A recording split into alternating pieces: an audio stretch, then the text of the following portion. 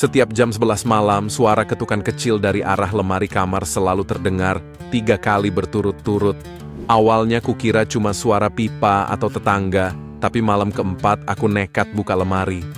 Kosong, tapi di sela pintu ada kertas kecil bertuliskan, "Udah lama nggak ada yang buka." Tulisan tangan kasar dan bercak coklat menempel di sudutnya. Ketukan itu makin keras tiap malam. Aku pindahkan lemari, ternyata tembok di belakangnya bolong, seolah pernah dibongkar. Pagi tadi, kertas baru muncul. "Terima kasih udah bukain, sekarang giliran lu."